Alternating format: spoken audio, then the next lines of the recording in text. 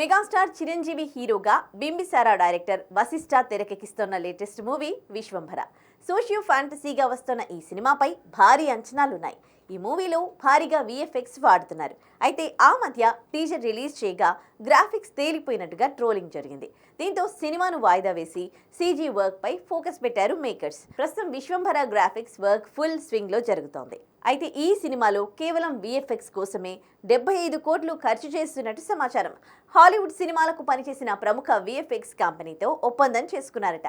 అయితే కేవలం విఎఫ్ఎక్స్కే ఇంత భారీగా ఖర్చు చేస్తున్నారు అంటే సినిమాలో గ్రాఫిక్స్ ఏ స్థాయిలో ఉంటాయో అర్థం చేసుకోవచ్చు.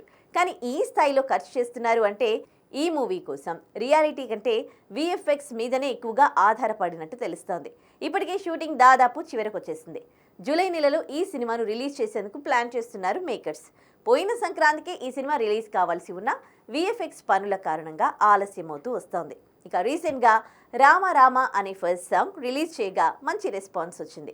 విజువల్ గ్రాండియర్గా ఉన్న ఈ పాట కోసం భారీగా ఖర్చు చేసినట్టుగా సమాచారం. అన్నీ అనుకున్నట్టుగా జరిగితే త్వరలోనే ఈ మూవీ నుంచి వరుస అప్డేట్లు ఇవ్వడానికి మేకర్స్ ప్లాన్ చేస్తున్నారు. మరి విశ్వంభర ఎలా ఉంటుందో చూడాలి.